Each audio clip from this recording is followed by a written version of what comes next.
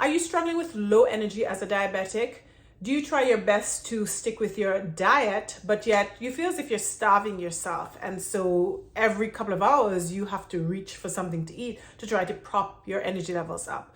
Well, your low energy as a diabetic may be a little deeper than just your blood sugar levels. And in today's video, I am going to discuss the 3 most common reasons for low energy levels in diabetics, in my opinion, based on my experience taking care of hundreds or rather thousands of patients over the years. All right, so first reason of 3, and by the way, I'm going to discuss the 3 reasons, and then I'm going to, of course, end with some of the things you can do to try to help increase your energy levels so that you can get on with life and do the things that you have to do in this life, okay?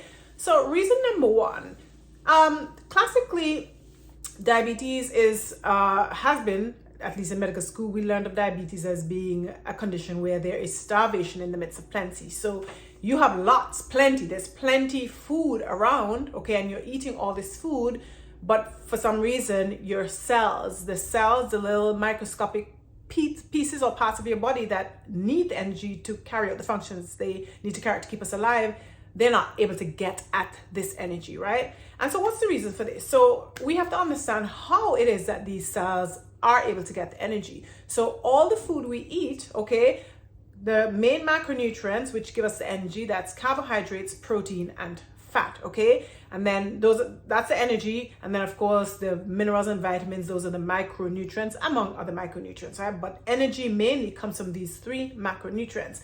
And for us to be able to get this energy, it has to be channeled into the cells by insulin. So insulin leads carbohydrates into the cells. It helps to lead protein into the cells, although we can get protein into the cells without insulin. And then, well, the fat from the food, the fat macronutrient, that doesn't need insulin to get into the cells.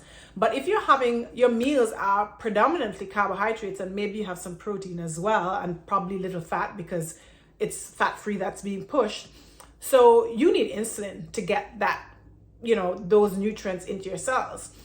But if you are overdoing it, overusing insulin, because you're constantly having loads of energy, especially if it's carbohydrates, if there's lots and lots of carbohydrates coming in, then eventually insulin gets overworked. It's overloaded, okay? So, and this takes a period of years, sometimes even decades, but depending on how much the insulin is overloaded, it can just be a few years before it gets totally overloaded and then starts struggling, okay? You can think of maybe a car. If you have a car and you work that car, maybe it's a passenger van or something, and you work it, eventually it starts struggling. The engine especially starts having difficulty, especially if you're not keeping it up properly, and it stops working. It can't give anymore. And so the same for insulin in the body. You're working it too hard. It's just working and working and working, and then there's no break because there's so many carbohydrates coming in, either it be in the form of starch or in the form of sugar, right? Those are the main carbohydrates that we're eating, and you're pushing and working and driving insulin so hard that it stops working efficiently, and eventually it can give up, okay? And there's no way now for these forms of energy, the carbohydrates, to get into the glucose rather, which is what you get from breaking down the carbohydrates. There's no way for glucose to get into the cells, and so it's there in the bloodstream floating around, right? So there's plenty of it, and the cells are in the midst of this plenty, but they have no access because you've driven insulin to the ground. You've overworked insulin because so much of the glucose was in the system over the period of years. Insulin doesn't work anymore. Your cells can't get glucose. And if your cells can't get glucose, if they can't get the energy, then they're not going to function. So they're going to be very sluggish. And if your cells are sluggish, they're not functioning, then your whole body is going to be sluggish as well. Your whole body is not going to feel energized, and you are going to feel tired. When you feel tired, you will try to fix this by having more of the thing that's wearing out the insulin. So you're going to have some juice as a pick-me-up, or you might have a snack bar, protein bar, which usually those are very high in sugar, right? You're going to have those things to try to pick you up, but they're going to be still overworking the thing that is tired and is barely able to sort of keep a little bit going, especially to your brain.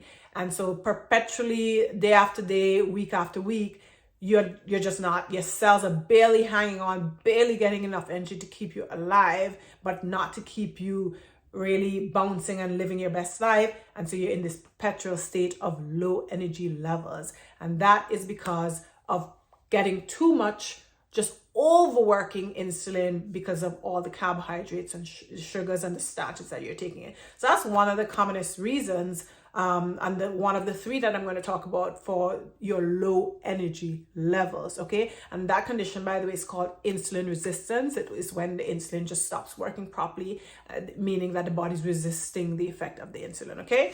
So that's one reason, and that's really where we got this catchphrase, starvation in the midst of plenty, right? Now, second reason for low energy levels. So when you have insulin faltering, it gives out, okay? It's not channeling energy into your cells, but yet you still have energy floating around in your bloodstream. The glucose cannot stay in your bloodstream because glucose in the bloodstream is basically poisonous. It's toxic to the body in general. The body doesn't like that state of high glucose levels. And so it tries to do whatever it can to get rid of that glucose, to bring the glucose levels down so that it's not damaging all those poor little cells. And the next best thing for it to do, insulin isn't working to drive the glucose into the cells. So the next best thing for it to do is to try to flush the glucose out of your blood. How is it going to flush glucose out of your bloodstream? By filtering it through the kidneys, and you pass it out, into the toilet, right? So that's the next best thing for your body to try to get rid of this poisonous, excess glucose is poisonous, right? But what happens when your kidneys are removing the glucose? It's removing glucose with water. That's how it's going to dissolve in water, and you're going to pee it out. If you keep peeing out glucose with water, what happens? You don't just lose glucose, but you lose water. So eventually your body gets dehydrated. Your cells get sucked dry, basically. And dry cells are not going to work properly either, okay? And so when your cells don't work properly, again, your body goes into conservation mode in terms of the energy. Think of a plant.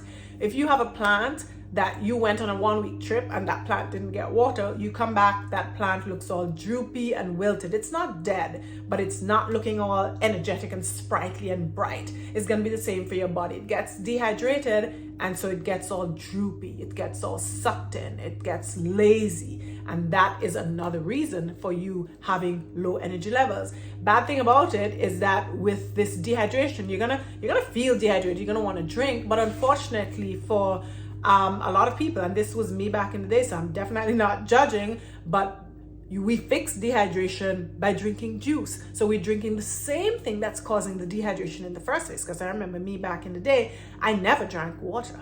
I would only drink juice. I would think, oh, well, I'm getting water with the juice, so hey, that's good enough to satisfy my dehydration, my thirst, okay? But of course, I didn't realize at the time that I'm just adding fat to fire by taking in glucose, which is the same thing causing my dehydration. My body's gonna wanna get rid of it. It's gonna pull it out through the kidneys with water, and that cycle continues where I'm constantly taking in glucose with the juice. That's constantly adding to the work of insulin, which has practically given out, and so you're gonna need to pass out the glucose through your kidneys.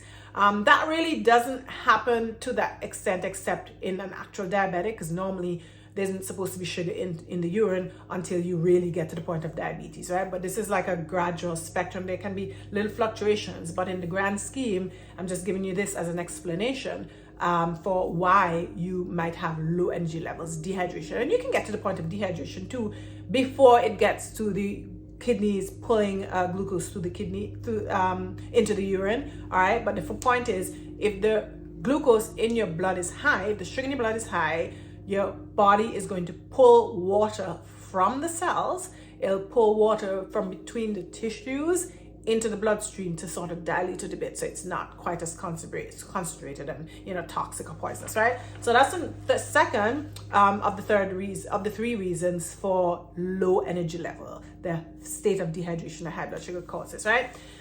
And then the third reason I'm going to talk about today is then what happens when your body finally gets blood glucose levels down.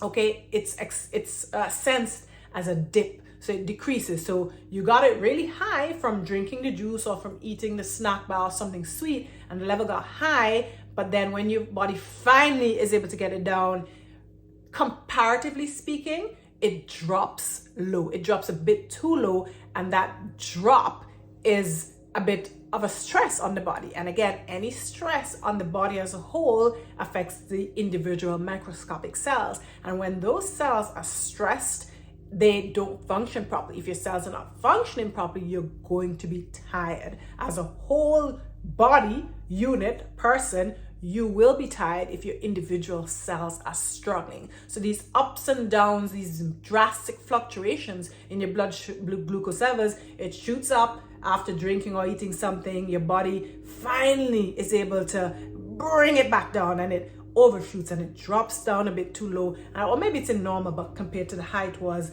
that normal level is a big drop. And so the stress of that, and then your body might sense, you might sense a little anxiety, or maybe even hunger or tiredness, and you try to overcome that feeling of tiredness or hunger by another pick-me-up, either some juice or a snack bar. And again, I'm talking from past experience, right? And so your blood sugar comes back up again sky high, and the cycle repeats itself where you have these ups and downs, okay? So those are the three main reasons for you having poor energy as a diabetic. It's just a vicious cycle, and it comes down to the individual cells that make up your body being on the stress. And when they're on the stress, either from not getting the glucose or the energy to begin with, either from being dehydrated, being dried out because water is sucked from them into the bloodstream to help dilute the sugar there, or from these ups and downs in the glucose levels. And it's really going to be a combination of all those three, right?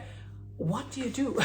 What do you do about this? Well, the obvious one, the first one, is to try your best to limit or keep to minimum the things that are going to carry glucose levels up and then cause your insulin to be, released, right? And overwork the insulin, okay? What does that mean? It means having more foods like protein, which is less likely to cause a dramatic increase in your insulin levels, and then of course fat. A lot of people demonize fat just because that's what society, media has done over the decades, right? But these are actually the foods that you need to keep your energy levels smoldering on, okay?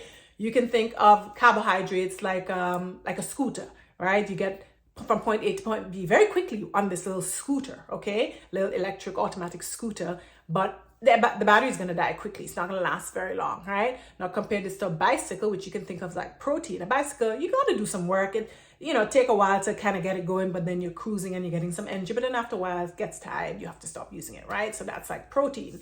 And then fat, on the other hand, you can think of fat as a train. So it really takes a while to chug, and then get some momentum. And then eventually you get it rolling. And then that lasts for a really long time. Train can take you really, really, really far. Fat is like that. It takes a longer time to get energy from fat, but once you get energy from fat coming in, it's going to be very long lasting. So you're going to have foods that are going to, a combination of foods, less carbohydrates, more protein, definitely some fat as well, so that you can have this long lasting energy. So you're not eating every 2 hours, you're not causing your blood sugar levels to go up and stay up to the point where you're gonna get dehydrated. And because you're having stable energy levels, you're not gonna have these ups and downs that are gonna stress your cells and cause you to be all sluggish, okay? So that's essentially what you're going to do to try, and this is a gradual process, okay? You're not going to do this overnight, right? But you're going to bit by bit try to tackle these things that I mentioned here, right? Ultimately, yes, diabetes, that might be your diagnosis, but you don't have to accept that. Oh, I'm diabetic, I should accept and expect poor energy going forward, okay? Diabetes is actually a condition. I'm talking type 2 diabetes. It's a lifestyle condition. It's a diet condition, right? Not that I'm blaming you or everybody watching for getting this condition. It's just because of the foods that we're surrounded by, and they have become automatic as the foods that all of us eat. Well, I don't eat those foods anymore, but the foods that are acceptable to eat, and everybody's eating those foods, and so I don't blame you, but it's just come normalized. And so you have to now realize that, hey, actually this is not normal. I need to do something about this, and these are the things I'm going to do. I'm going to cut down on the things that carry glucose levels up, that's starch and sugar, sweet things. I'm going to increase the things that will keep my energy going lasting longer, that's protein and fat. And I'm going to make sure I rehydrate myself with water instead of juice, which is going to add fat to fire. I hope you all found this helpful. Essentially, we were talking about the 3 commonest reasons for low energy in diabetics. I thank you for watching. Hope this was helpful. Share it with somebody else who would find it useful, and I will see you on the next video. Thanks for watching. Bye.